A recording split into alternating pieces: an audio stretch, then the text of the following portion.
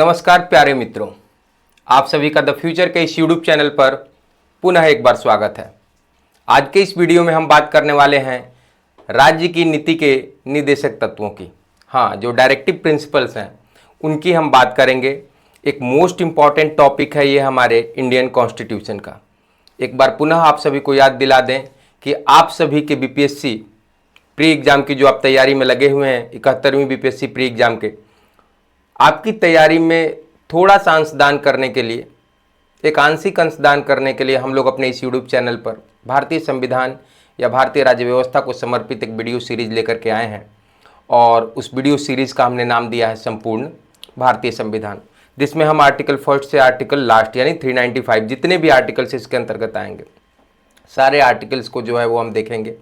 इनके अलावा सारे शेड्यूल्स को, सारे संशोधनों को, और जो भी हमारे संविधान सभा की बैठकें या संविधान के निर्माण के दौरान के जो फैक्ट्स हैं उनको देखेंगे। और उससे पहले मौजूद जो भी एक संवैधानिक स्टेप्स लिए गए हैं या जो भी संवैधानिक विकास का एक क्रम है, उन सब सारी चीज़ों को भी जो है वो पूरे एनालिसिस के साथ जो है वो वीडियो के माध्यम से हम आपके समक्ष लाने का प्रयास करेंगे। आपके एग्ज़ाम से पहले तक हमारी पूरी कोशिश है कि यूट्यूब के इस चैनल पर पूरा का पूरा भारतीय संविधान जो है वो आपके लिए उपलब्ध हो। और कोशिश हमारी ये होगी कि एक भी प्रश्न जो है वो आपका छूटे नहीं प्रारंभिक एग्जाम में। साथ ही साथ हमारा फोकस है कि यह तैयारी सिर्फ और सिर्फ प्रारंभिक एग्जाम के मद्देनज़र न हो, आपके मेंस में भी ये जो सेक्शन होगा इंडियन पॉलिटी से संबंधित, वो भी आपका कवर होता जाए इन वीडियो के माध्यमों से। तो आइए आज के इस एपिसोड की शुरुआत करते हैं। और आज के इस एपिसोड में हम बात करने वाले हैं आर्टिकल 36 से लेकर आर्टिकल 51 तक। जी हाँ, संविधान के भाग 4 को कवर कर रहे हैं अपने इस वीडियो में, जिसका नाम है राज्य की नीति के निर्देशक तत्व। तो आइए शुरू करते हैं भारत के संविधान को समर्पित आज के इस वीडियो को। तो राज्य की नीति के निर्देशक तत्व भाग 4। सबसे पहले आर्टिकल की बात करेंगे भाग 4 के, आर्टिकल 36। आर्टिकल 36 जैसे कि आपने देखा होगा भाग 3 में आर्टिकल 12 क्या दिया गया था, राज्य की परिभाषा। आर्टिकल 36 भी उसी से संबंधित है। लिखा गया कि इस भाग में जब तक इस संदर्भ से अन्यथा अपेक्षित न हो, राज्य का वही अर्थ है जो भाग 3 में है। यानी भाग 3 के आर्टिकल 12 में राज्य की जो परिभाषा दी गई है कि भारत की सरकार और संसद, राज्यों में से प्रत्येक की सरकार और विधानमंडल तथा भारत के राज्य या भारत के राज्य क्षेत्र के भीतर या भारत सरकार के नियंत्रण के अधीन सभी स्थानीय और अन्य प्राधिकारी।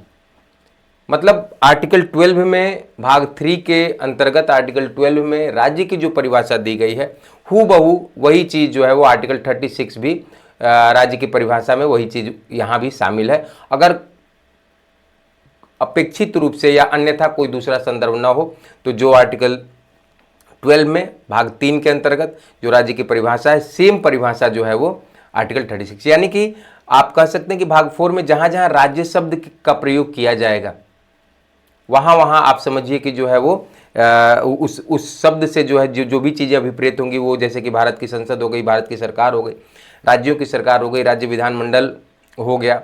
उसके बाद राज्य या और केंद्र सरकार के बिहार में जो भी प्राधिकारी या जो भी पदाधिकारी या जो भी इस तरह के संगठन या संस्थाएं वर्क कर रही हैं, सब जो हैं वो इस परिभाषा के अंतर्गत आएंगे। बात करेंगे आर्टिकल 37 की। कहता है इस भाग में अंतर्विष्ट तत्वों का लागू होना। आप एक चीज़ देखोगे कि जहां मौलिक अधिकार जो है वो न्यायालय द्वारा प्रवर्तनीय है। प्रवर्तनीय का मतलब कि न्यायालय का ये कर्तव्य है कि उसको इम्प्लीमेंट कराए, उसको लागू करवाए। अगर किसी व्यक्ति विशेष के मौलिक अधिकारों का हनन होता है तो सीधा हस्तक्षेप उच्चतम न्यायालय कर सकता है। बात समझ में आ रही है? यानी ये कर्तव्य बन जाता है न्यायालय का कि भैया आप इस अधिकार को लागू कराइए। लेकिन कहा गया है कि भाग 4 जो है वो न्यायालय द्वारा प्रवर्तनीय नहीं है। कहता है कि इस भाग में अंतर्विष्ट उपबंध किसी न्यायालय द्वारा प्रवर्तनीय नहीं होंगे, किंतु फिर भी इनमें अधिक कथित तत्व देश के शासन में मूलभूत हैं और विधि बनाने में इन तत्वों को लागू करना राज्य का कर्तव्य होगा। राज्य का अनिवार्य कर्तव्य नहीं है, राज्य मजबूर नहीं है। राज्य पर जो है वो ये दबाव नहीं है कि आपको भाग 4 के अंतर्गत जो भी चीज़ें दिए गए हैं, जो दिशा निर्देश दिए गए हैं, जो सिद्धांत आपके समक्ष रखे गए हैं, उनको आपको पूरी तरह से मतलब बाध्यकारी नहीं है, लेकिन इसे राज्य के कर्तव्य के बारे में जो है वो बताया गया है। अगर राज्य अपने कार्यों के दौरान कुछ आदर्शों का अनुसरण करना चाहे तो उसके लिए भाग 4 में आर्टिकल 36 से आर्टिकल 51 तक वैसे आदर्शों की सूची दी गई है जिनको फॉलो करके एक लोक कल्याणकारी राज्य की जो है वो अवधारणा को पूरा किया जा सकता है और उनके लक्ष्यों को हासिल किया जा सकता है। तो आप इनको वो आदर्शात्मक वाक्य कह सकते हैं जिनका अनुसरण किया जा सकता है अगर मंशा है राज्य की, राष्ट्र की या उनके सरकारों की कि हम एक लोक कल्याणकारी राज्य की व्यवस्था को जो है वो निर्मित करें, स्थापित करें। तो लेकिन वो बाध्य नहीं है। क्यों बाध्यता इसलिए नहीं है क्योंकि हो सकता है कि संसाधनों की कमी हो। मान लीजिए सामान्यतः आप एक वर्ल्ड क्लास एजुकेशन सिस्टम की व्यवस्था स्थापित करने को एक आदर्श मानते हैं, लेकिन हो सकता है कि उस व्यवस्था को स्थापित करने में जितनी आर्थिक संपदा की जरूरत हो, जितने संसाधनों की जरूरत हो, वो राष्ट्र के पास मौजूद न हो, तो फिर समस्या पैदा होगी कि नहीं होगी। तो इसलिए इन तत्वों को बाध्यकारी नहीं किया बनाया गया है, लेकिन ये कहा गया है कि जैसे जैसे राज्य की वृद्धि होते जाएगी, जैसे जैसे राज्य विकास के स्वरूप को हासिल करते हुए आगे बढ़ता जाएगा, वैसे वैसे ये तत्व उसका मार्ग प्रशस्त करेंगे। आगे बढ़ने के लिए जो है वो राज्य इन तत्वों का अनुसरण कर सकता है। तो जहां मौलिक अधिकार प्रवर्तनीय है न्यायालय द्वारा, वहीं पर नीति निर्देशक तत्व प्रवर्तनीय नहीं है। बात समझ में आ रही है? आर्टिकल 37 यही बात कहता है। इसीलिए हमने इसमें दिया है कि भाई कि न्यायालय द्वारा प्रवर्तनीय होने का क्या अर्थ है, तो जिससे न्यायालय के माध्यम से लागू या प्राप्त किया जा सके। तो मौलिक अधिकार जहां प्रवर्तनीय है, नीति निर्देशक तत्व प्रवर्तनीय नहीं है। आर्टिकल 37 यही कहता है। आई होप क्लियर हो गया होगा चीजें। आर्टिकल 38 से शुरुआत होती है उन तत्वों के, उन सिद्धांतों की जिनका अनुसरण करना राज्य का कर्तव्य होना चाहिए, राज्य की सरकार का कर्तव्य होना चाहिए। ठीक है। तो आर्टिकल 38 राज्य लोक कल्याण की अभिवृद्धि के लिए सामाजिक व्यवस्था बनाएगा। कह रहा है कि राज्य ऐसी सामाजिक व्यवस्था की जिसमें सामाजिक, आर्थिक और राजनीतिक न्याय राष्ट्रीय जीवन की सभी संस्थाओं को अनुप्रमाणित करे, भरसक प्रभावी रूप में स्थापना और संरक्षण करके लोक कल्याण की अभिवृद्धि का प्रयास करेगा। मतलब राज्य ऐसी व्यवस्था निर्मित करेगा जिसमें लगभग हर व्यक्ति के लिए सामाजिक, आर्थिक और राजनीतिक न्याय स्थापित हो सके।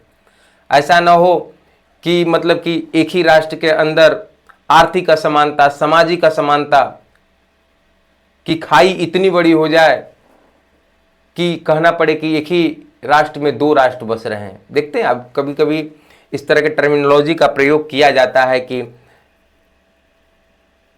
भारत में 2 भारत हैं, एक इंडिया और एक भारत। इंडिया उनके लिए जो साधन संपन्न है और भारत उनके लिए इस्तेमाल किया जाता है जो अभी भी मौलिक मूलभूत सुविधाओं से वंचित है, जिनके सिर पर छत नहीं है, जिनके बदन पर सही से कपड़े नहीं हैं और जिनको 2 जून की रोटी का भी अभी तक प्रबंध, जिनके 2 जून के रोटी की भी गारंटी अभी तक नहीं दी पाई गई। मतलब कि हो सकता है कि वो सुबह खाना खाएं और शाम को भोजन की व्यवस्था उनके लिए ना हो। उनका जीवन जो है वो आसमान के नीचे व्यतीत हो रहा है। यानी रोटी, कपड़ा, मकान जैसी मूलभूत आवश्यकताएं भी ऐसे राष्ट्र में लोग हैं जिनको नसीब नहीं है। तो निश्चित तौर पर आप ये कह सकते हैं कि अगर राष्ट्र का विकास हो रहा है तो उस विकास की एक बूंद उन व्यक्तियों तक, उन वर्गों तक भी पहुंचनी चाहिए। तो इसीलिए ये कहता है कि आपकी व्यवस्था ऐसी ना हो कि वो अमीर को अमीर बना दे और गरीब को और भी गरीब बना दे।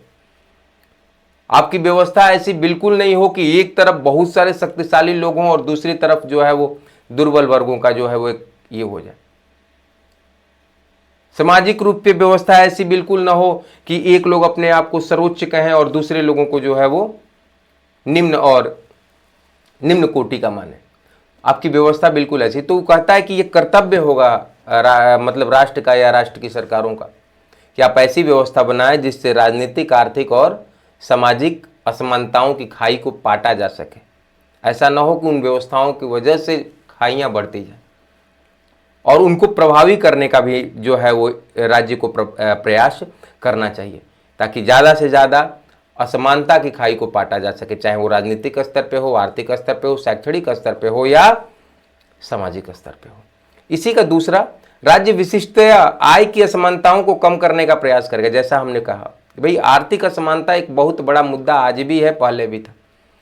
आपकी व्यवस्था ऐसी बिल्कुल नहीं होनी चाहिए कि कोई जो करोड़पति है उसको अरबपति बनने में जो है वक्त न लगे, और जो व्यक्ति जो है वो सैकड़ों रुपए के लिए भी मोहताज है, 100 रुपए के लिए भी मोहताज है, उसकी स्थिति और बद से बदतर हो जाए। ऐसी व्यवस्थाएं नहीं होनी चाहिए। तो कोशिश करनी है कि इस तरह की असमानताओं को दूर करने का प्रयास करना होगा। ठीक है। दूसरी चीज, जब और इसी में कह रहा है कि केवल वेष्टियों के बीच बल्कि विभिन्न क्षेत्रों में रहने वाले और विभिन्न व्यवसाय में लगे हुए लोगों के समूहों के बीच भी प्रतिष्ठा, सुविधाओं और अवसरों की असमानता समाप्त करने का प्रयास करना होगा। छोटे छोटे उद्योग में लगे हुए लोगों के बीच भी किसी भी तरह की असमानता की खाई न रहे, सबके लिए अवसर जो है वो समान रूप से उपलब्ध हो। इन सारी चीज़ों की भी व्यवस्था जो है वो राज्य को करनी होगी, या ये राज्य का कर्तव्य है। बात समझिएगा। जैसे हमने कहा कि न्यायालय इनको मतलब जो है वो जबरदस्ती लागू नहीं करवा सकता, लेकिन एक आदर्श के रूप में यह प्रस्तुत किए गए हैं कि अगर आप चाहते हैं कि कैसा राष्ट्र बनाया जाए तो आप नीति निर्देशक तत्वों का अनुसरण कर सकते हैं। आर्टिकल 39, राज्य द्वारा अनुसरणीय कुछ नीति तत्व। देखिए, जो हम कह रहे थे, रियल में ये पूरा का पूरा खंड, ये पूरा का पूरा भाग ही अनुसरणीय है। राज्य को निश्चित तौर पर किसी विधि को बनाने से पहले एक बार नीति निर्देशक तत्वों के हर एक आर्टिकल को देख लेना चाहिए कि क्या वो विधि इस भाग के लक्ष्यों को हासिल कर रही है। अगर कर रही है तो फिर, जैसे महात्मा गांधी कहते थे कि आपके द्वारा किया जाने वाला कोई कार्य सही है या नहीं, अगर आप इसको टेस्ट करना चाहते हैं तो अपनी आंखों को बंद करिए और सोचिए कि आपके द्वारा किए जाने वाले इस कार्य से समाज के अंतिम पायदान पर खड़े व्यक्ति पे इसका प्रभाव पड़ता है। क्या उसकी स्थिति में पहले की तुलना में कोई बदलाव आता है? क्या उसकी ज़िंदगी बेहतर होती है? अगर आपको जवाब मिलता है हाँ, तो फिर निश्चित तौर पर वो काम अच्छा है।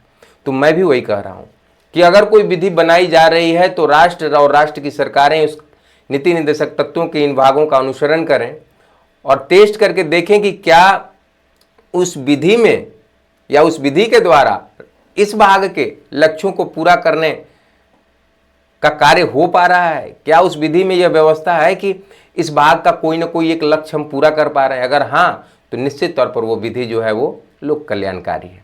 तो क्या कहता है आर्टिकल 39? कहता है पुरुष और स्त्री सभी नागरिकों को समान रूप से जीविका के पर्याप्त साधन प्राप्त कराने का अधिकार। यानी कि जीविका, यानी कि अगर आप अवसर की समता की भी बात कर सकते हैं। अगर ये नहीं कि सिर्फ पुरुषों के लिए नौकरी की व्यवस्था हो, महिलाओं के लिए ना हो, दोनों के लिए समान अवसर उपलब्ध होने चाहिए जीविका वगैरह के लिए। इस तरह की व्यवस्था आप निर्मित करें कि किसी भी तरह से जेंडर डिस्क्रिमिनेशन यानी कि लिंग भेदभाव वाली स्थिति न पनपे। ख क्या कह रहा है? समुदाय के भौतिक संसाधनों का स्वामित्व और नियंत्रण इस प्रकार बंटा हो जिससे सामूहिक हित का सर्वोत्तम रूप से साधन।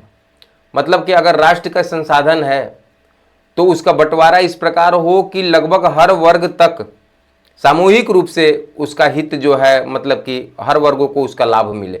ये नहीं कि राष्ट्र के संसाधनों पर जो है वो किसी स्पेशल या किसी खास या कुछ गिने चुने या मुट्ठी भर लोगों का ही पूरा हक हो जाए और बाकी राष्ट्र के लोगों तक जो है उन संसाधनों का लाभ न पहुंचे। तो ऐसी नहीं, ऐसी व्यवस्था होनी चाहिए कि जो संसाधन है वो जो है उसका स्वामित्व और नियंत्रण इस प्रकार से उसका मतलब कि बंटवारा हो कि हर वर्ग तक सामूहिक हित के रूप में जो है वो मतलब कि वो पहुंचे और लगभग हर वर्ग उससे लाभान्वित हो सके। गौ क्या कह रहा है? आर्थिक व्यवस्था इस प्रकार चले जिससे धन और उत्पादन साधनों का सर्वसाधारण के लिए अहितकारी संकेंद्रण न हो। आर्थिक व्यवस्था ऐसी हो कि लगभग जो है वो जो आर्थिक लाभ हैं वो सब लोगों तक वो पहुंचे। ऐसा ना हो कि आर्थिक जो है मतलब धन जो है वो एक ही जगह या कुछ मुट्ठी भर लोगों के पास संकेंद्रित हो जाए। जैसा कि आप देखते होंगे, कहा जाता है कि दुनिया का 90% वेल्थ जो है वो 1% लोगों के पास है। तो निश्चित तौर पर संकेंद्रण ये आर्थिक रूप से केंद्रित हो रहा है ना कुछ जगहों पर, और बाकी लोगों तक वो पहुंच नहीं पा रहा।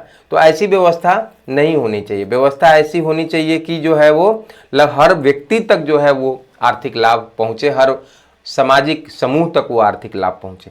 घ कह रहा है पुरुषों और स्त्रियों दोनों का समान कार्य के लिए समान वेतन हो। यानी कि एक ही पोस्ट पर अगर पुरुष और स्त्री दोनों हैं तो आप उनके वेतन में किसी भी प्रकार की विसंगति जो है वो मतलब कि जो है वो एक्सेप्टेबल नहीं होगी। यानी कि ये नहीं कि भैया कि आप इसी पोस्ट पे आप पुरुष हैं तो आपको अगर हम 10,000 रुपया दे रहे हैं तो उसी पोस्ट पे जो है वो एक स्त्री को हम 5,000 देंगे। बिल्कुल नहीं, इस तरह का डिस्क्रिमिनेशन नहीं होना चाहिए, व्यवस्था ऐसी बनानी है। आर्टिकल 19 का ही अंग कहता है पुरुष और स्त्री कर्मकारों के स्वास्थ्य और शक्ति का तथा बालकों की सुकुमार अवस्था का दुरुपयोग न हो। जी बिल्कुल, ऐसा ना हो कि आप पुरुष और स्त्री कर्मकारों के स्वास्थ्य का मतलब जो है वो आप कहें कि मिसयूज, यानी कि अगर किसी व्यक्ति के पास जितना कार्य करने का क्षमता हो उससे उतना लिया जाए, बिल्कुल उसका शोषण न किया जाए। जो छोटे बालक हैं, सुकुमार अवस्था में हैं, उनका दुरुपयोग न किया जाए, ठीक है। और आर्थिक आवश्यकता से विवश होकर नागरिकों को ऐसे रोजगारों में न जाना पड़े। याद रखिएगा, ये गुलामी हो जाएगी। ऐसा ना हो कि पैसे की मजबूरी इंसान को या उस व्यक्ति विशेष को इस कदर तोड़ दे कि वो करने लगे जो वो नहीं करना चाहता, या जो उसके लिए संभव भी नहीं है। और आप अपने समाज में ऐसी चीजों को देखते होंगे कि पैसे की मजबूरी में व्यक्ति वो करने के लिए मजबूर है जो उसकी अंतरात्मा कभी भी नहीं करने के लिए कहती। तो कहता है आर्टिकल 39 का ये अंग कि आपको ऐसी व्यवस्था बनानी चाहिए कि आर्थिक मजबूरी में किसी व्यक्ति को वो न करना पड़े जो वो नहीं करना चाहता। ऐसे काम जो इंसानों के लिए बने ही नहीं, लेकिन चूंकि आर्थिक मजबूरी है इसलिए वो व्यक्ति वो काम भी करने के लिए तैयार है। राष्ट्र को ऐसी व्यवस्था बनानी चाहिए कि कभी ऐसी नौबत न आए। बालकों को स्वतंत्र और गरिमामय वातावरण में स्वस्थ विकास के अवसर और सुविधाएं दी जाएं। जो हमारे छोटे बालक हैं उनके लिए ऐसे वातावरण निर्मित किए जाएं जहां वो स्वतंत्र अवस्था में उनका विकास हो सके और गरिमामय वातावरण में उनके स्वास्थ्य का ध्यान रखा जाए, वो कुपोषण का शिकार न हो, ठीक है। और बालकों और अल्पवयी व्यक्तियों की शोषण से तथा नैतिक और आर्थिक परित्याग से रक्षा की जाए। जो बालक हैं या अल्पवयस्क लोग हैं उनका शोषण न हो, चाहे वो आर्थिक रूप से चाहे वो नैतिक रूप से, किसी भी रूप से जो है मनोवैज्ञानिक प्रताड़ना से उनको बचाना ये राज्य का कर्तव्य होगा। ऐसे वातावरण को निर्मित करना होगा। तो कहता है कि राज्य द्वारा अनुसरणीय कुछ नीति तत्व, यानी कि राज्य जब भी कोई विधि बनाए तो आर्टिकल 19 के ये जो 6 तत्व बताए गए हैं इनका अनुसरण करे, वो ये उनका कर्तव्य है। बात करते हैं आर्टिकल 39 के क की। कहता है समान न्याय और निःशुल्क विधिक सहायता। न्याय में भेदभाव नहीं होना चाहिए। सबसे पहली चीज, अपराध चाहे वो गरीब करे या अमीर करे, दंडात्मक कार्रवाई समान होनी चाहिए। ये नहीं कि जो पैसे वाले हैं वो न्याय को अपने हिसाब से जो है वो कस्टमाइज कर लें, अपने हिसाब से जो है वो उसका मतलब ये कर लें, उपयोग कर लें। तो सबसे पहली चीज़ कि ये बिल्कुल जो है समता के आधार पर जो होना चाहिए। कहता है राज्य सुनिश्चित करेगा कि विधिक तंत्र इस प्रकार काम करे कि समान अवसर के आधार पर अपर न्याय सुलभ हो और वो विशिष्टता सुनिश्चित करने के लिए कि आर्थिक या किसी अन्य योग्यता के कारण कोई नागरिक न्याय प्राप्त करने के अवसर से वंचित न रह जाए। मान लीजिए कि किसी व्यक्ति को किसी मुकदमे में या किसी व्यक्ति पे कोई आरोप है और उसको गिरफ्तार कर लिया जाता है, लेकिन चूंकि गिरफ्तार कर भर लेने से दोष सिद्ध तो नहीं हो जाता ना, और उस व्यक्ति के पास ये फंडामेंटल राइट्स है कि वो अपना पक्ष भी रख सकता है। आपने मौलिक अधिकारों वाले वीडियो में देखा। लेकिन अगर व्यक्ति की आर्थिक स्थिति इतनी दयनीय है कि वो अपने लिए वकील नहीं कर सकता और इस वजह से वो व्यक्ति अब सजा भोगने के लिए जो है वो मजबूर है, क्योंकि वो उसको अपना पक्ष रखने के लिए कहा गया, बट उसकी आर्थिक स्थिति इतनी कमजोर थी कि वो अपने लिए वकील नहीं रख सकता है, तो फिर उस केस में क्या होगा? उस केस में तो अब वो व्यक्ति सरेंडर कर गया ना। तो राज्य का यह कर्तव्य होगा कि ऐसे व्यक्तियों के लिए, ऐसी परिस्थितियों के लिए उस व्यक्ति को विधिक सहायता, निःशुल्क विधिक सहायता उपलब्ध कराई जाए। नहीं तो फिर वहां न्याय नहीं होगा, वो अन्याय होगा। आर्टिकल 39 का मोस्ट इंपॉर्टेंट है, सामान्य न्याय और निःशुल्क विधिक सहायता का उपबंध करता है। ठीक है, ये राज्य का कर्तव्य होगा। बार बार इस चीज को हमेशा दिमाग में बैठाए रहिए, ये प्रवर्तनीय नहीं है। मतलब ये एक आदर्शात्मक वाक्य की तरह हैं जो राज्य के सामने रखे गए हैं कि आपको विधि निर्माण में इनका अनुसरण करना होगा, आपको व्यवस्था निर्माण में इनका अनुसरण करना होगा। आप इन्हीं का अनुसरण करके एक लोक कल्याणकारी व्यवस्था बना सकते हैं, निर्मित कर सकते हैं। आर्टिकल 40 की बात करें, ग्राम पंचायतों का गठन, एकदम लोकतंत्र को निचले पायदान तक पहुंचाया जाए, अंतिम पायदान पर खड़े व्यक्ति की भी भागीदारी उसमें सुनिश्चित की जाए। महात्मा गांधी का सपना। आर्टिकल 40, राज्य ग्राम पंचायतों का संगठन करने के लिए कदम उठाएगा और उनको ऐसी शक्तियां और प्राधिकार प्रदान करेगा जो उन्हें स्वायत्त शासन की इकाइयों के रूप में कार्य करने योग्य बनाने के लिए आवश्यक है। आप देखिए, भारत में जो है वो ग्राम पंचायत की व्यवस्था है ना, और उनको अधिकार भी दिए गए हैं। संशोधन करके, संविधान में संशोधन करके उनको अधिकार भी दिए गए। आप अगर आर्टिकल 11 और 12 की बात करें तो वो किस लिए जोड़े गए? वो इसी संगठन को पूरी स्वायत्तता और इसको एकदम मतलब संवैधानिक स्थिति प्रदान करने के लिए ही ना। आर्टिकल जो 11 है, आर्टिकल 12 है, एक स्पेशल वीडियो होगा, सॉरी आर्टिकल 11 12 नहीं, शेड्यूल 11 एंड 12, एक स्पेशल वीडियो हम शेड्यूल अनुसूची पे लेके आएंगे। तो आप देखेंगे कि जो अनुसूची 11 और 12 जोड़ी गई है वो इन्हीं ग्राम पंचायतों को, इन्हीं लोकल बॉडी को जो है वो संवैधानिक स्थिति और आप कहें तो मतलब कि जो है इन्हीं को सशक्त करने के लिए दिया गया है। तो निश्चित तौर पर आप कह सकते हैं कि आर्टिकल 40 ने जो राह दिखाई है राष्ट्र निर्माताओं या मतलब कि जो है वो हमारे राष्ट्र की सरकार और संसद को, तो निश्चित तौर पर इसको फॉलो किया गया है। तो शेड्यूल 11 एंड शेड्यूल 12, अनुसूची 11 और 12 ये इस बात की तस्दीक करती हैं कि नहीं, ऐसा नहीं है। मतलब कि नीति निर्देशक तत्वों के बहुत सारे अनुच्छेदों का पालन किया गया है, उसमें अनुच्छेद 40 भी है। अनुच्छेद 41 क्या कह रहा है? कुछ दशाओं में काम, शिक्षा और लोक सहायता पाने का अधिकार। कहता है राज्य अपनी आर्थिक सामर्थ्य और विकास की सीमा, और जैसा मैंने शुरू में ही कहा, इसको मतलब क्यों नहीं बनवाया गया है, क्यों नहीं मौलिक अधिकारों की तरह इसको भी जो है वो न्यायालय के द्वारा लागू करवाने की बाध्यता है? इसीलिए क्योंकि राष्ट्र के समक्ष और भी चुनौतियां हैं, वो आर्थिक हैं, वो सामाजिक हैं, बहुत तरह की चीजें हैं। तो इसीलिए सामर्थ्य शब्द का इस्तेमाल किया कि राज्य अपनी आर्थिक सामर्थ्य और विकास की सीमाओं के भीतर काम पाने के, शिक्षा पाने के और बेकारी, बुढ़ापा, बीमारियों, निस्तकता तथा अन्य अनर अभाव की दशाओं में लोक सहायता पाने के अधिकार को प्राप्त करने के प्रभाव।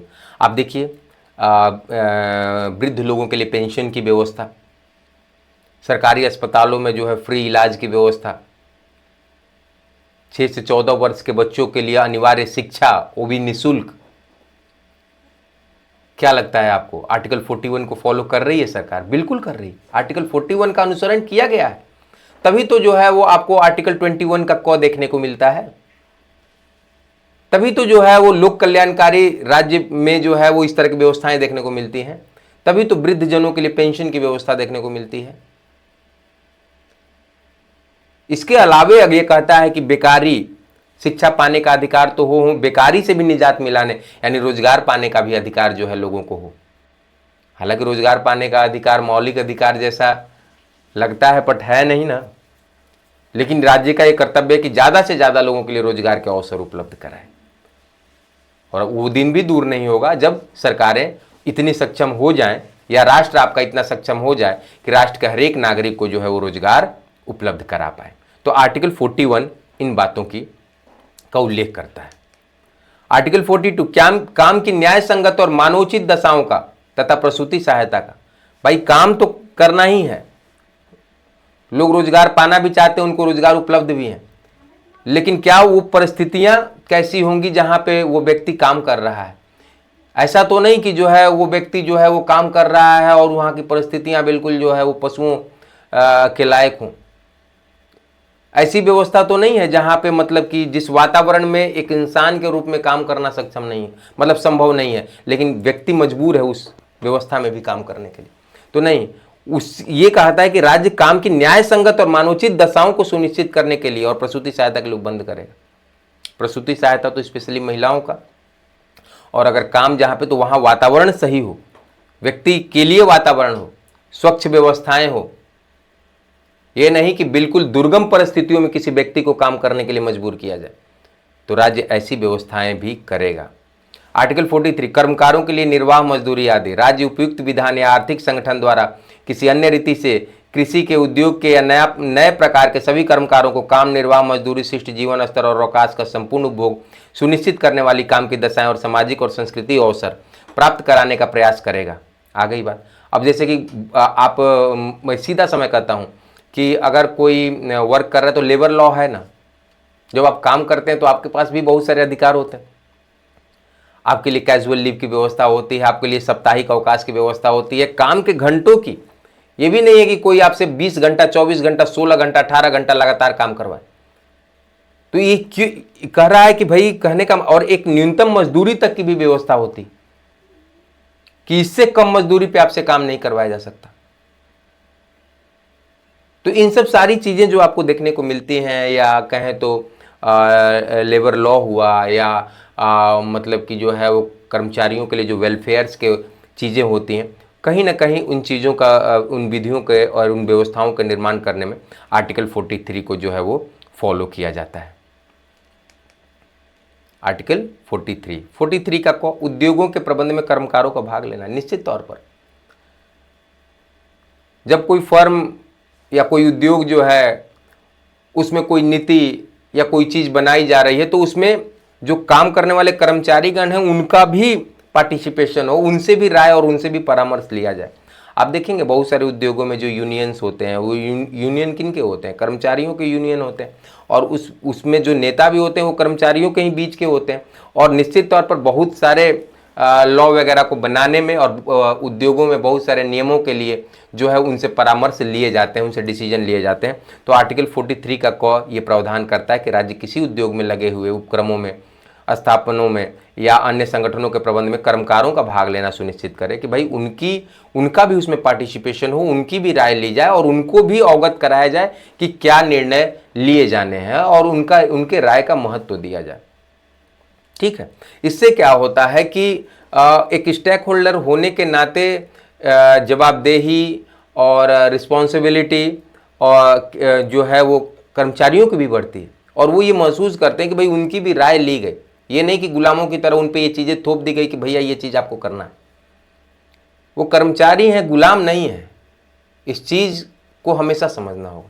आर्टिकल 43 को इसी व्यवस्था के बारे में।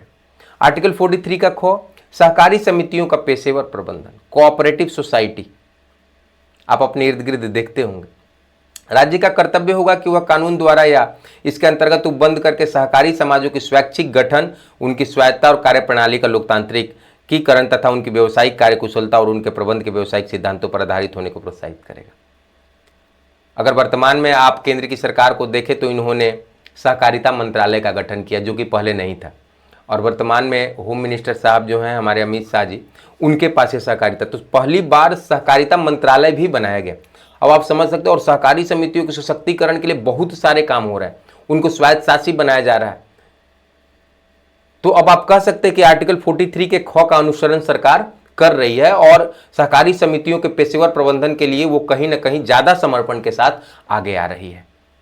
तो निश्चित तौर पर आप अगर नीति निर्देशक तत्वों के एक एक एलिमेंट्स को ध्यान से देखें और पढ़ें, और फिर सरकार की नीतियों के साथ उसका तुलनात्मक विश्लेषण करें, तो आप पाएंगे कि जी हाँ, सरकार विधि निर्माण में निश्चित तौर पर संविधान के भाग 4 को फॉलो कर रही है, उसका अनुसरण कर रही है। और जब आप मेंस में आंसर राइटिंग लिखते हैं और जब चीज़ों को इस तरह से इंटरलिंक करके आप अपने उत्तर को मतलब कि जो है वो प्रेजेंट करते हैं, तो निश्चित तौर पर इससे क्या होता है कि आपकी एक लॉजिकल थिंकिंग भी और आपकी एक समझ भी जो है वो सामने आती है। अगर सरकार ने कोई डिसीजन लिया और आप ये बताएं कि इस डिसीजन पे संविधान के किस किस हिस्सों ने प्रभाव डाला, तो निश्चित तौर पर ये आपके एक बेहतरीन समझ को जो है वो प्रस्तुत करने के लिए जो है वो करता है, और इस तरह से कहीं ज़्यादा प्रभावकारी आपकी आंसर राइटिंग हो जाती है। तो इसीलिए ज़रूरी है कि नॉलेज जो है वो पार्शियल, मतलब एकदम वो नहीं कि सिर्फ ऊपरी सतह वाला नहीं, आपको एकदम बिल्कुल डीप, बिल्कुल अंदर घुस करके ज्ञान हासिल करना होगा, तभी जा करके सिविल सर्विसेज के एग्जाम में आप अपनी मंजिल को पा पाएंगे। बात करते हैं आर्टिकल 44 की, नागरिकों के लिए एक समान सिविल संहिता।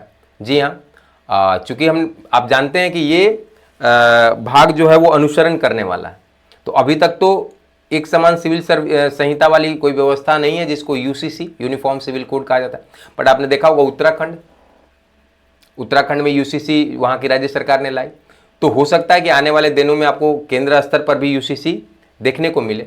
तो निश्चित तौर पर संविधान निर्माताओं ने आपके सामने ये दिया है कि एक ऐसी व्यवस्था बनाएं कि देश के हर एक नागरिक के लिए एक तरह की चीजें हों, मतलब समान सिविल संहिता हो, और ताकि एकरूपता रहे देश के नागरिकों के बीच में।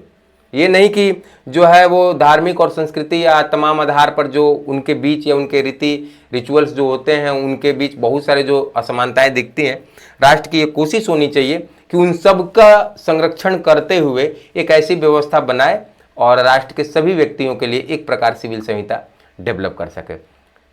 कुछ राज्यों में जैसे उत्तराखंड में ये हुआ, आने वाले समय में हो सकता है कि केंद्र स्तर पर और राष्ट्र स्तर पर भी आपको देखने को मिले। तो जो है इसमें कोई मतलब कि ये नहीं है, संदेह नहीं है। तो अगर मतलब देखने को ये मिल सकता है तो आर्टिकल 44 अगर ऐसा होता है तो वो आर्टिकल 44 का अनुसरण किया जा रहा होगा। आर्टिकल 45 बालकों की शैशवावस्था में स्वास्थ्य परिरक्षण एवं 6 वर्ष की आयु से नीचे के सभी बालकों की शिक्षा का प्रावधान। राज्य इस संविधान के प्रारंभ से 10 वर्ष की अवधि के भीतर सभी बालकों को 14 वर्ष की आयु पूरी करने तक निःशुल्क और अनिवार्य शिक्षा देने के लिए बंद करने का प्रयास करेगा। यही पहले व्यवस्था थे अनुच्छेद 45 में। उस समय अनिवार्य नहीं किया गया था क्योंकि राज्य के पास संसाधनों और सामर्थ्य की कमी हो सकती है, लेकिन राज्य को यह कहा गया था कि आपको ऐसी व्यवस्था निर्मित करनी चाहिए कि 6 वर्ष से 14 वर्ष तक के बालकों को आप निःशुल्क शिक्षा प्रदान कर पाए। राष्ट्र समर्थ हुआ 2002 में 86वें संविधान संशोधन द्वारा। यह लाइन, यह आदर्शात्मक वाक्य जो है वो मौलिक अधिकार में तब्दील हो गया। अब वहां पर अनिवार्य रूप से यह राज्य का कर्तव्य कर दिया गया कि इस उम्र के बच्चों को जो है वो निःशुल्क शिक्षा देना राज्य का कर्तव्य है और बच्चों का वो फंडामेंटल राइट्स है। तो आप देखिए आर्टिकल 45 भी का अनुसरण हुआ और इस प्रकार हुआ कि वो मौलिक अधिकार बना दिया गया। ठीक है, तो जब ये बार मतलब 86वें संविधान संशोधन के बाद अब इसमें क्या हो गया कि राज्य का प्रयास होगा कि वो 6 वर्ष तक की आयु के सभी बच्चों के लिए प्रारंभिक बाल देखभाल और शिक्षा प्रदान करे। आंगनबाड़ी केंद्र हो गया या ग्रामीण स्तर पर बच्चों का टीकाकरण की व्यवस्था हो गई। ये सारा चीज जो आप देखते हैं ये आर्टिकल 45 के अंतर्गत ही होता है।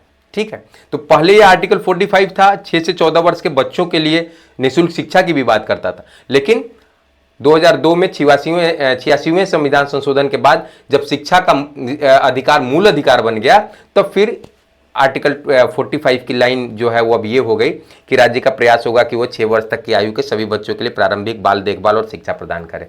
तो ग्रामीण स्तर पे या मतलब कि जो है वो अस्पतालों वगैरह में टीकाकरण की व्यवस्था हो, आगे आंगनबाड़ी केंद्र, इन सब जगहों पर अगर आप चीज़ों को होते हुए देख पा रहे हैं तो वो आर्टिकल 45 का ही अनुसरण है। बात करें आर्टिकल 46 की, अनुसूचित जातियों, जनजातियों और दुर्बल वर्गों के शिक्षा और अर्थ संबंधी हितों की अभिवृद्धि। राज्य जनता के दुर्बल वर्गों के, विशिष्टया अनुसूचित जाति और अनुसूचित जनजातियों के शिक्षा और अर्थ संबंधी हितों की विशेष सावधानी से अभिवृद्धि करेगा और सामाजिक, अन्य और सभी प्रकार के शोषण से उनकी संरक्षा करेगा। आप देखिए ये चीज़ें भी आप देख पा रहे होंगे, राज्य ने ऐसा किया। आप देखें SC/ST एक्ट भी है ना। आप देखिए अलग से जो है वो शेड्यूल कास्ट और शेड्यूल ट्राइब के लिए आयोग का भी गठन किया गया। आप देखिए उनके मतलब कि जो है शैक्षणिक विकास के लिए अगर आप देखें तो जो है वो एकलव्य विद्यालय जैसी व्यवस्थाएं भी हुई। बहुत सारे शैक्षणिक जगहों पर जो है वो उनको मतलब कि एडमिशन्स वगैरह में जो है वो रियायतें भी दी गई। बहुत जगहों पे आप देखेंगे कि उनको फीस में भी छूट दी जाती है। इसके अलावा पिछड़े वर्गों के लिए भी आयोग का गठन हुआ और उनके लिए मान लीजिए 27% आरक्षण वाली जो व्यवस्थाएं आई। तो क्या लगता है आर्टिकल 46 को फॉलो करते हुए ही आई ना। आर्टिकल 46 ने ही तो वो स्वरूप आपको आपके सामने रखा कि आपका ये कर्तव्य है कि भैया ये सब चीज़ भी होनी चाहिए। तो निश्चित तौर पर आर्टिकल 46 का अनुसरण करते हुए भी हमारे राष्ट्र, हमारे मतलब कि देश की सरकारों ने और देश की संसद ने इस प्रकार की विधियां बनाई और राज्य के विधान मंडलों ने भी इनको प्रभावी तरीके से लागू करने की व्यवस्थाएं जो है वो की है। आर्टिकल 47 पोषाहार स्तर और जीवन स्तर को ऊंचा करने तथा लोक स्वास्थ्य के सुधार करने का राज्य का कर्तव्य है। राज्य अपने लोगों के पोषाहार स्तर और जीवन स्तर को ऊंचा करने और लोक स्वास्थ्य के सुधार को अपने प्राथमिक कर्तव्यों में मानेगा। अगर आप देखेंगे अस्पताल हैं, अस्पतालों में फ्री इलाज है, डॉक्टर्स हैं, फ्री दवाएं उपलब्ध हैं। इसके अलावा आप विद्यालयों में देखेंगे बच्चों के लिए जो है वो कभी आयरन की गोली, कभी किसी चीज़ की गोली।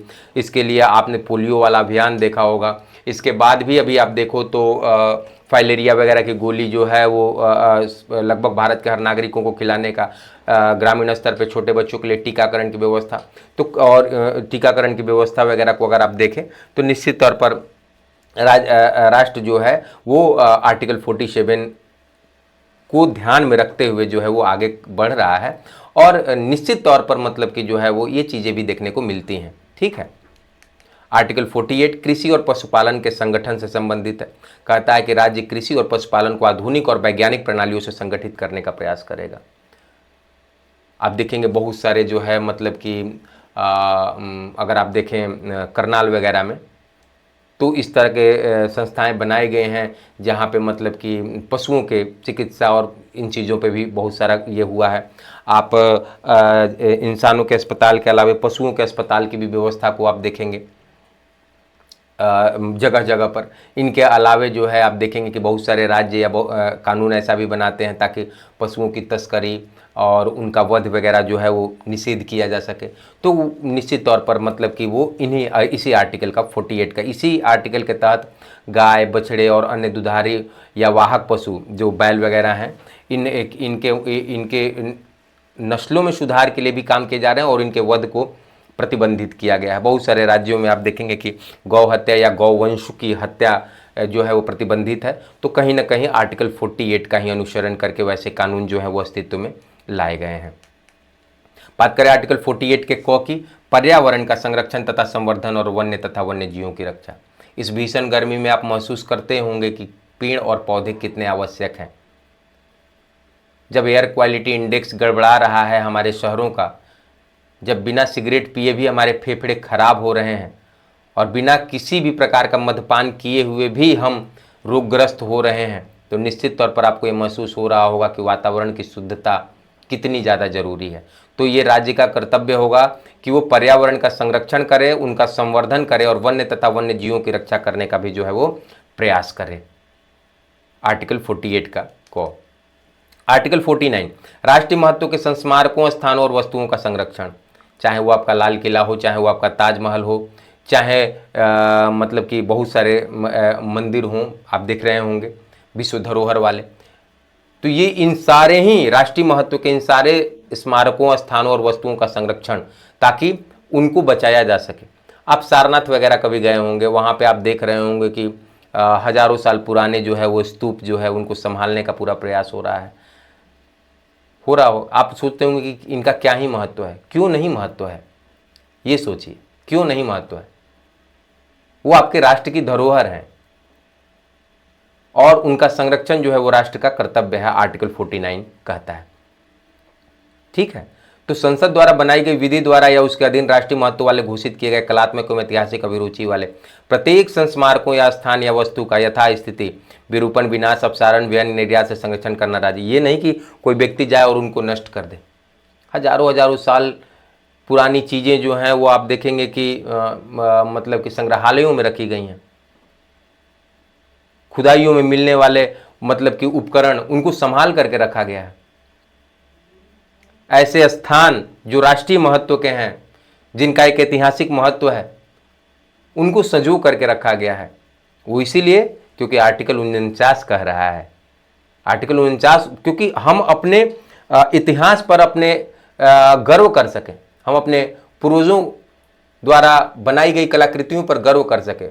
और ये तभी संभव है ना जब हम उनको बचा पाएंगे, जब हम उनको संरक्षित रह पाएंगे। यह राज्य के लिए जो है वो लाइन कही गई है कि राज्य को इस प्रकार की विधि बनानी चाहिए कि वो उनका संरक्षण जो है वो कर सके। आर्टिकल 50 कार्यपालिका से न्यायपालिका का पृथक्करण, पावर ऑफ सेपरेशन।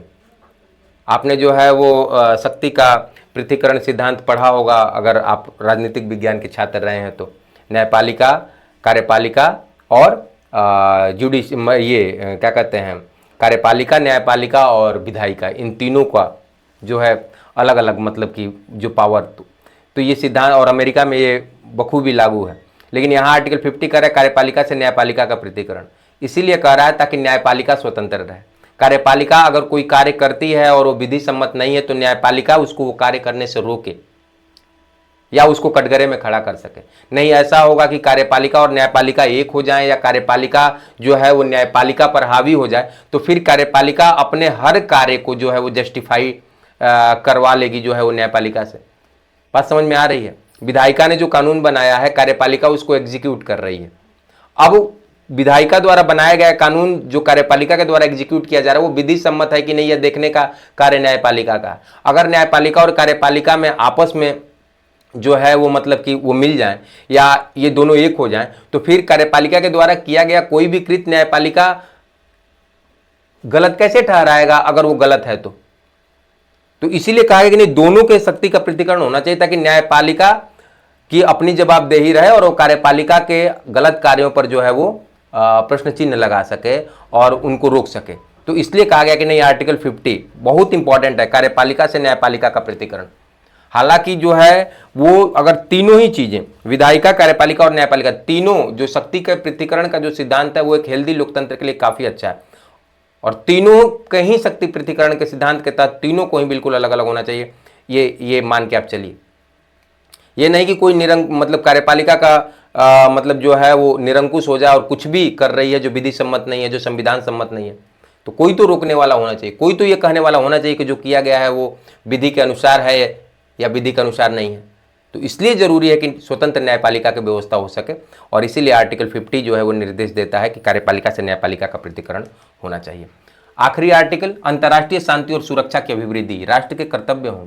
सिर्फ आप, चूंकि ऐसे भी भारत जो है वो वसुधैव कुटुंबकम की बात करता है, सिर्फ आप अपने राष्ट्र के अंदर शांति की नहीं बल्कि अंतर्राष्ट्रीय स्तर पर शांति और सुरक्षा की अभिवृद्धि में आप योगदान देंगे। अंतर्राष्ट्रीय शांति और सुरक्षा की अभिवृद्धि करेंगे, राष्ट्रों के बीच न्याय संगत और सम्मानपूर्ण संबंधों को बनाए रखेंगे। ठीक है, यानी कि आप ये कहें कि आर्टिकल 51 आपके विदेश नीति के लिए जो है वो मार्गदर्शिका के रूप में है कि कैसी आपकी जो है वो विदेश नीति होनी चाहिए, कैसे आपके अपने मित्रों से संबंध होने चाहिए, कैसे आपके अपने पड़ोसियों से संबंध होने चाहिए, विदेश स्तर पर शांति व्यवस्था बनाने के लिए आपको क्या योगदान करना चाहिए, किस किन चीज़ों का मार्गदर्शन करना चाहिए, संगठित लोगों के एक दूसरे से व्यवहार में अंतर्राष्ट्रीय विधि और संधि बाध्यताओं के प्रति आदर बढ़ाने। मतलब कह रहा है कि युद्ध की गुंजाइश को कम करना है और शांतिपूर्ण और संधि वाली व्यवस्थाओं के साथ जो है वो स्थापित करना है शांति अंतर्राष्ट्रीय स्तर पर। अंतर्राष्ट्रीय विवादों के मध्यस्थम द्वारा निपटारे के लिए प्रोत्साहन देने का भी प्रयास। ये नहीं कह रहा है कि दो लोग आपस में टकरा रहे हैं तो टकराने दो, ये भी कह रहा है कि आप मध्यस्थ की भूमिका निभा सकते हैं या उस तरह का प्रयास आप कर सकते हैं। आर्टिकल 51 एक प्रकार से आपके विदेश नीति को जो है वो प्रतिबिंबित करता है कि भाई किस प्रकार की आपकी विदेश नीति होनी चाहिए। और इस प्रकार ये आखिरी आर्टिकल था हमारे इस भाग का। इस भाग के बारे में कुछ महान पुरुषों ने अपने अपने उद्गार प्रस्तुत किए हैं, जैसे सर आइवर जेनिंग्स ने। भारतीय संविधान का यह भाग फेबियन समाजवाद की ही स्थापना है, जबकि समाजवाद शब्द का उल्लेख नहीं मिलता है। हालांकि हालांकि प्रियम्बल में समाजवादी शब्द जोड़ दिया गया 42वें संविधान संशोधन के द्वारा, लेकिन ये उससे पहले की बात है कि समाजवाद का कहीं यूज नहीं किया गया समाजवाद टर्म का। लेकिन इसको देख करके यही लगता है कि समाजवादी व्यवस्था बनाने का जो है वो प्रयत्न किया गया है या समाजवादी व्यवस्था बनाने के लिए राष्ट्र को जो है वो निर्देशित किया गया है। KCVR उद्देश्यों और आकांक्षाओं का घोषणा पत्र, मतलब ये साफ कर रहे हैं कि हमारे राष्ट्र का क्या उद्देश्य होना चाहिए, हम कैसी व्यवस्थाएं बनाएं, भविष्य का भारत कैसा हो। ये सारी चीज़ें जो हैं वो इस भाग में देखने को मिलती हैं। डॉक्टर अम्बेडकर भारतीय संविधान के शिल्पकार क्या कहते हैं, निदेशक तत्वों का आशय यह नहीं है कि वो केवल पूजनीय घोषणाएं बन के रह जाएं। शुरू में ही कहा गया है कि इनको जबरदस्ती और बाध्यकारी व्यवस्था के साथ इनको इम्प्लीमेंट नहीं कराया जा सकता। यह आदर्शात्मक वाक्य की तरह है जिसका अनुसरण करना राष्ट्र का कर्तव्य होना चाहिए। ये कहते हैं जोर देकर के कि ये सिर्फ पूजनीय घोषणाएं बन के ही ना रह जाएं कि बस इनके सामने हम सर झुका लें और इनको प्रणाम कर लें और फिर, मतलब ये साफ चीज़ें हैं कि ये हमारे काम में झलकने चाहिए। ये नहीं कि सरकार इनको बस दूर से प्रणाम करे और उसके क्रियाकलापों में जो है वो इनका अनुसरण न किया जाए। इसीलिए अंबेडकर साहब ये बात कहते हैं इसकी बजाय अनुदेशों के दस्तावेज के रूप में है और जो भी सत्ता में आएगा उसे इनका आदर करना ही होगा। मतलब सत्ता में बैठे हुए हर एक सरकार का ये कर्तव्य है कि जब कि उनके क्रियाकलापों में जो है वो भाग 4 जो है वो प्रतिबिंबित होना चाहिए, इसकी झलक दिखनी चाहिए। तो इस प्रकार अध्याय 4 यानी भाग 4 संविधान का भाग 4 जो है वो समाप्त होता है। आर्टिकल 36 से आर्टिकल 51 तक हमने चीज़ों को देखा। आई होप यह सेक्शन आपको समझ में आ गया होगा और आज का ये वीडियो आप सभी को पसंद आया होगा। मिलते हैं जल्दी से अगले भाग की तैयारी में और तब तक के लिए इजाज़त दीजिए मुझे। इस वीडियो में बने रहने के लिए आप सभी का बहुत बहुत धन्यवाद। Thank you.